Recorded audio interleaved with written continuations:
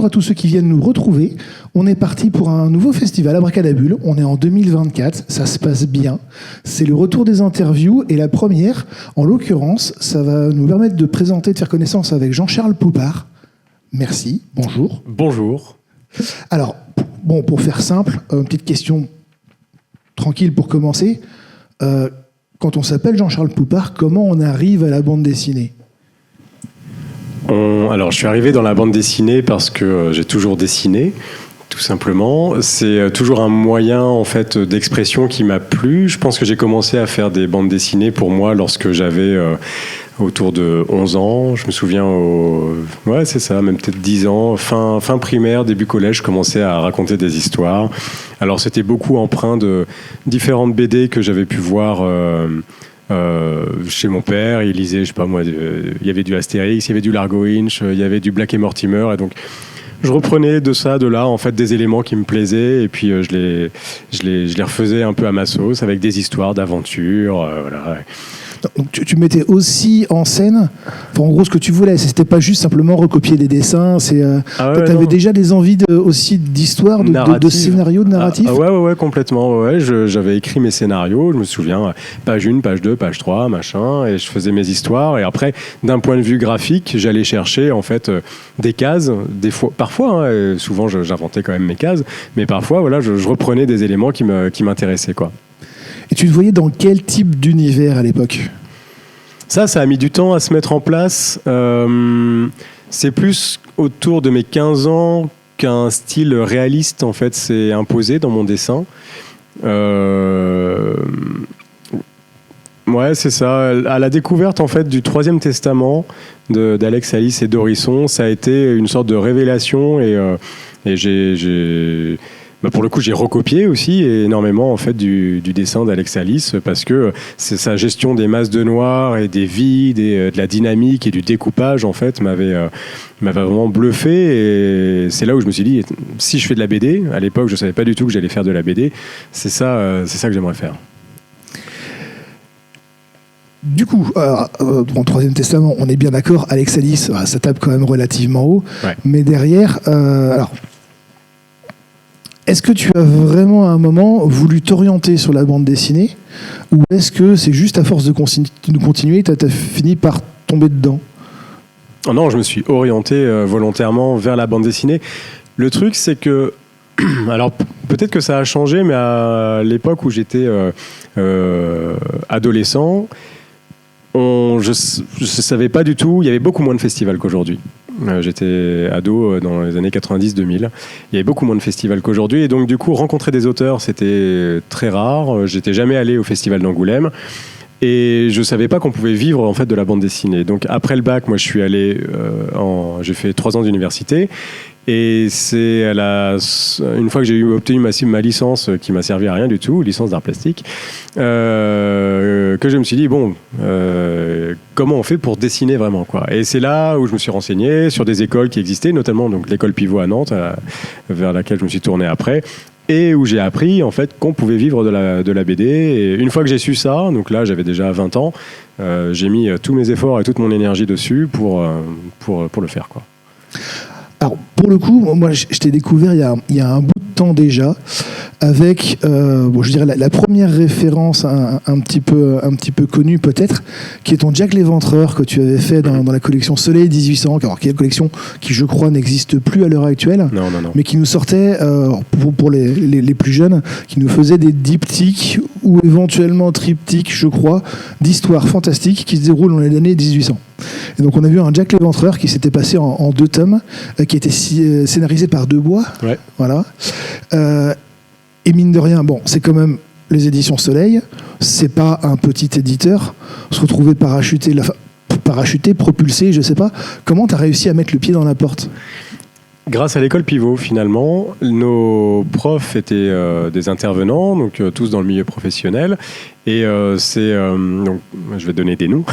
C'est grâce vas-y, balance. Ouais, non, parce que c'est vraiment grâce à eux en fait que je suis rentré dans la BD. C'est Laurent Mini que j'avais en prof d'illustration à l'école Pivot, qui connaissait Jean-Luc Istin, l'éditeur qui s'occupait de la collection 1800. Et donc Jean-Luc cherchait des nouveaux dessinateurs. Laurent était au courant. Il m'a demandé. J'ai dit oui. Et voilà. Ça a été comme sur les roulettes. Ça s'est super bien passé. Ouais. Donc en gros, c'est la clé Jean-Luc Istin. Ah ouais, complètement. Qui est toujours, qui, malgré tout, mais pour le coup, qui est toujours aux commandes encore, qui est toujours directeur de collection chez Soleil et sur des trucs qui cartonnent depuis quelques temps, quoi. Ouais. Alors après, donc justement, on va sûrement, ça va faire un petit peu écho à ça.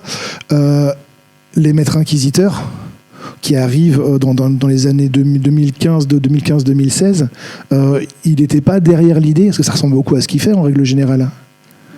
Non, parce que c'est lui qui est dessus. C'est ça, hein, c'est lui qui était déjà aux commandes pour les maîtres inquisiteurs. Oui, c'était déjà une collection qu'il avait fait, alors que je crois que Nain, Elf était déjà lancé, et ils avaient sorti cette autre collection qui a moins bien marché, même si ça reste très honorable en termes de vente. Ça a moins bien marché parce que c'était un univers en fait différent. C'était pas les Terres d'Aran en fait comme toutes les autres séries, donc Nain, Elf, Orc et Gobelin, et maintenant Terre d'Ogon, etc. Donc, mais oui, c'était déjà lui qui était aux commandes et il avait l'habitude de ça déjà. Et donc là, pour le coup, donc univers très orienté comme médiéval fantastique. Complètement. Avec des elfes, avec des nains.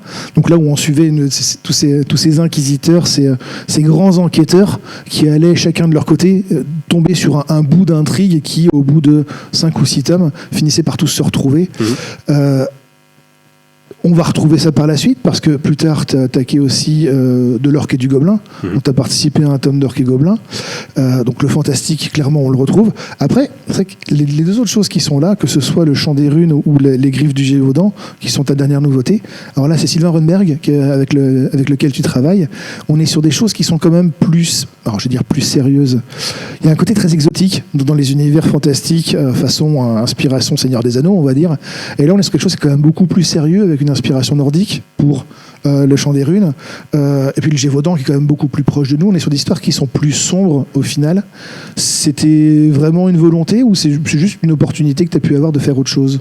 C'est plus une volonté de travailler sur le Chant des Runes et les Griffes du Gévaudan que mes participations en fait à Orc et Gobelin et Maître Inquisiteur, mais enfin j'ai accepté de le faire, mais c'était plus pour l'expérience de base. En fait, c'est pas forcément les récits d'heroic fantasy vers lesquels je vais me tourner moi spontanément. Si j'ai envie de raconter des histoires, c'est pas des histoires d'heroic fantasy en fait qui vont sortir sur le papier.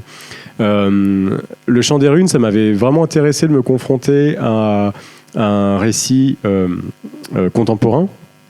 Parce que ça me sortait un peu de ma zone de confort, donc j'avais fait Jack l'Éventreur, les Maîtres Inquisiteurs avant, donc sur on va dire des récits très costumés, et être dans du contemporain, j'étais obligé de revoir complètement en fait mon graphisme, parce que ma gestion des masses de noir, en fait du détail, même des drapés, etc., était plus adaptée.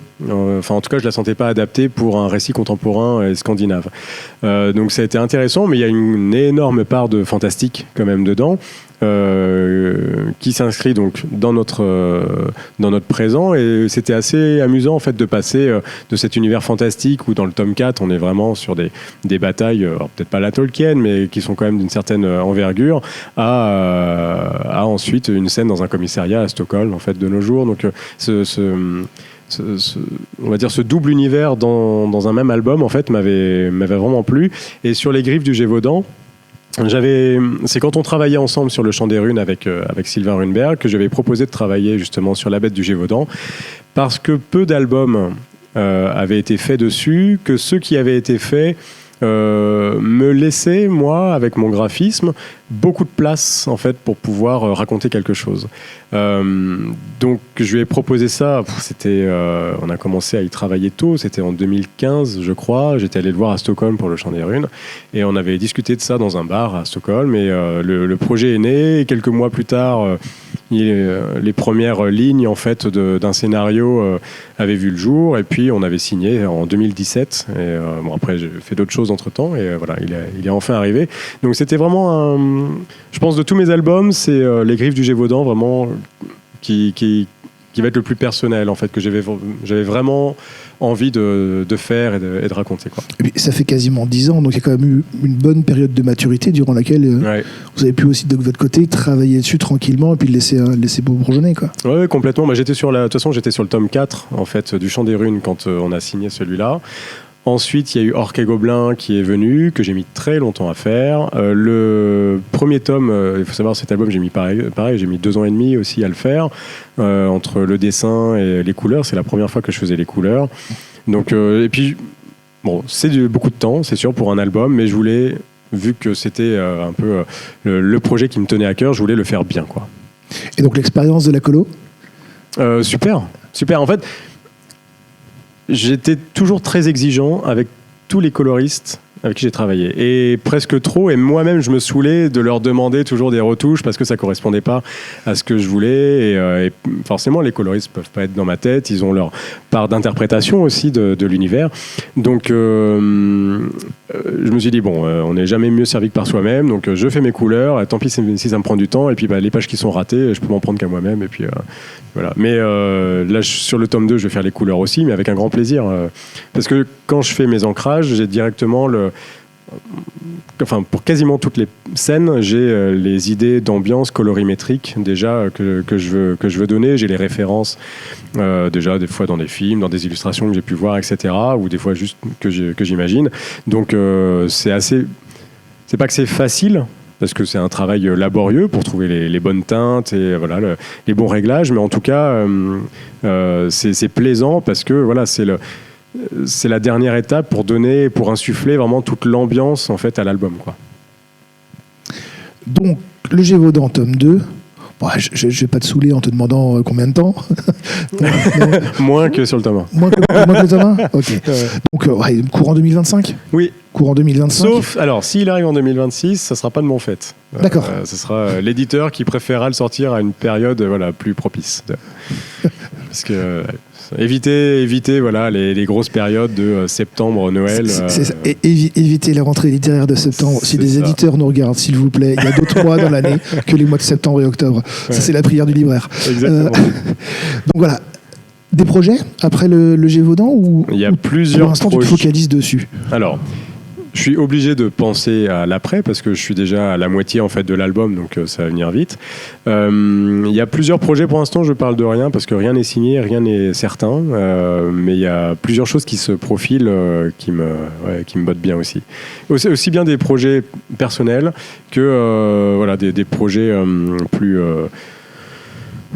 plus sériels, mais sur lesquels je me ferai un plaisir de travailler.